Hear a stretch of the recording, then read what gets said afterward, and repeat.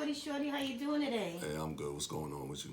Good. It's good to see you this week. And before we jump into the video, let's just remind the folks that they've been liking the content so far to make sure they're subscribed and turn on their notification bell so that they never miss your upcoming videos. And definitely hit that like button. Yes, indeed. So what are we talking about today? We're talking about the great Serena Williams today, who I call the GOAT of tennis. All right. Not just female tennis, but all of tennis. I believe she's the best player to ever play the game. Wow. I believe that. You said what you said. I said what I said. So, yeah, we're going to go into it. Serena played on Monday night at the US Open. So, first match of the US Open. And she beat Danka Kovanic. Straight sets, 6-3, 6-3. The match kind of started off a little slow. I think there were nerves on both sides. But as the match went on, it picked up and it ended up being a pretty good match. Okay. On both sides. This is not really about that match, though. This conversation is going to be more about the fact that Serena's career is winding down. She's 40 years old. She has a family now. And she's starting to transition into the next phase of her life. But it's Serena. She's great. She's a competitor. And in her eyes, she's still playing. And that's her focus. The reason why I say it wasn't an ordinary night, it felt more like a final. It felt more like a final match. And it also kind of felt like a retirement. She refuses to use the word retirement. You know, she uses the word evolution. But based on the crowd, it kind of felt like a retirement. Everybody came out. People came out. It was a sold out crowd, about 24,000 people. Wow. And it was a star-studded crowd. I'm going to be looking down at my paper because I have a list of names of people that were actually there.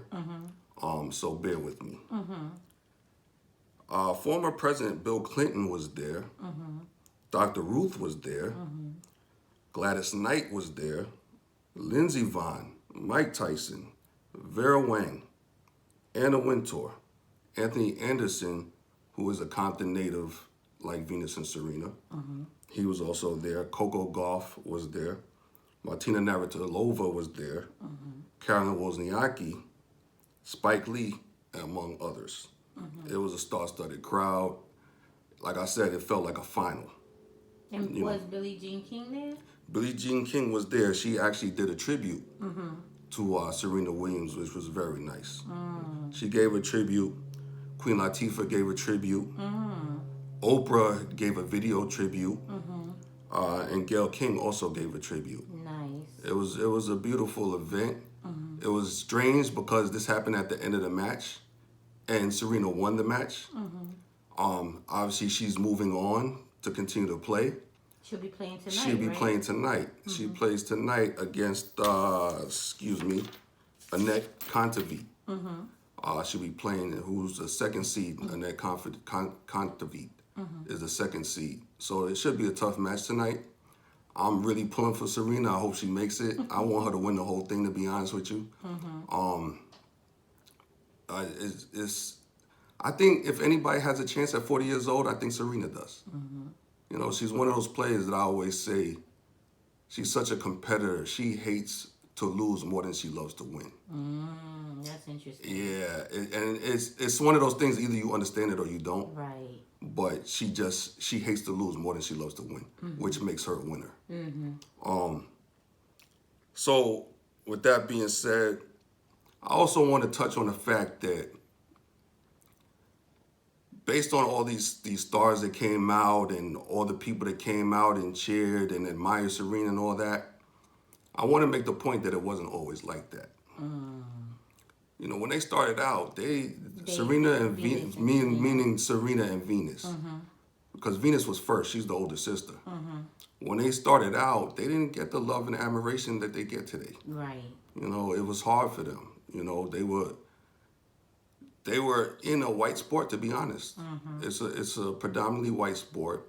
they weren't received very well in the beginning. Right. You know, because people weren't really used to seeing African American people in the sport as much. So, you know, they got a lot of jeers in the beginning. They dealt with some racism in the beginning, and they weren't welcomed with open arms by everyone.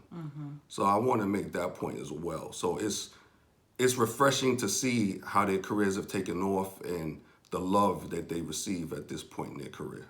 That's the use of the word evolution. Right, that's the use of, the use of the word evolution. I think Serena, I think she meant that word. I think it was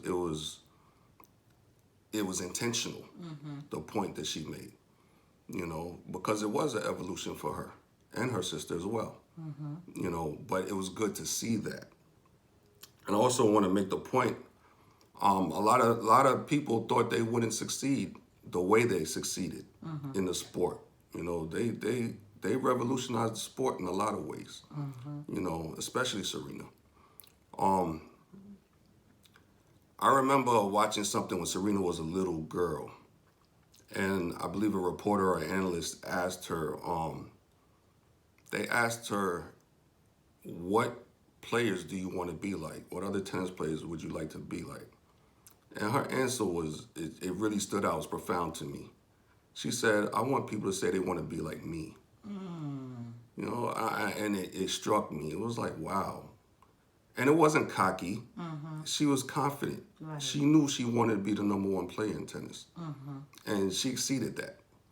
You know, but the belief at such a young age, Right. you know, with everything stacked against her, coming from Compton, you know, and being poor, you know, and playing a sport that's actually very expensive, you know, and actually, you know, overcoming all of these things. And to even at that early age think that, you know what, I don't want to be like anybody. I want to be like me. Right. You know, and I want people to say they want to be like me. And it actually came to life.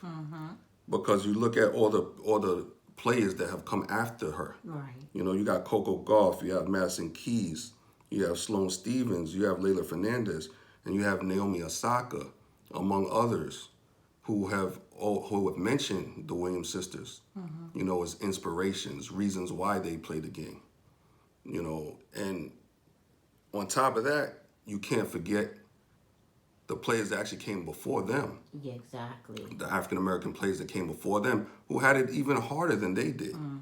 You know, Arthur Ashe, who the stadium, the US Open Stadium, the largest stadium in the world, is named after Arthur Ashe, one of the first black players in tennis. You know, and he was one of the first. He actually was the first black man to win a major. You know, he won a major title, being the first black man to do that. Althea Gibson, another person. She was the first black woman to win a major, and she played golf in addition to tennis. Wow. You know, so like, we're talking about in the 50s and 60s. You know, she's a trailblazer.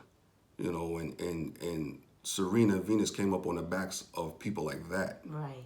Lori McNeil, another person in the very beginning. Yannick Noah, who actually, son Joakim Noah actually played in the NBA. But Yannick Noah was one of the early black tennis players. Katrina Adams, Shonda Rubin, Zena Garrison, who actually was the first black woman I saw play tennis. This is before Serena and Venus. But Zena Garrison was one of the first players I saw, a person of color, that played tennis. That was kind of my introduction into tennis. So you played yourself. I played myself. Obviously not professionally. Yeah, not professionally. I wish. I was not good enough to play tennis professionally. I wasn't even good enough to play in the amateurs. But I played as a kid. And I played with my brother growing up. And I'll tell you one thing, tennis is a very, very difficult sport to play. It's taxing. It's physically taxing and it's also mentally taxing. But it's an amazing sport, but it's very difficult. So I admire anybody that can play tennis. But I also admire even more black people that can play tennis, to be honest. African American people that play tennis, because a lot of times Now it's a lot easier to get into, but back in the day, it was very difficult to get into tennis. You know, with the expense of it, with not being rarely accepted in a lot of circles. So it could be very lonely. I was happy that Serena had Venus and Venus had Serena. You know, and Serena made a comment the other night about Venus being her rock. You know, that was somebody that she could really, you know, she had a partner in the game. That's awesome. You know, and I think they made each other better. They pushed each other, they made each other better. And they always stayed tight. Nice. Throughout everything, they always stayed a cohesive unit. And I believe on Thursday they will be playing doubles together. Okay. So I'm looking That'll forward. be exciting. Yeah, I'm looking forward to that. But on that note, that's really all I have on Serena. But she is the GOAT. Nice. All right. Oh, I really enjoyed that. Thank you. And so everyone that's watching, if you enjoyed that, you know, don't forget to hit the like button and let us know your comments. Is tennis a sport that you're actually interested in, or have Venus and Serena inspired you to become interested in the sport, or any other thoughts that you'd like to share? Feel free to, you know, hit us up in the comments below. Yes, indeed. Until next time. Yes, indeed. Till next time. Peace. Peace.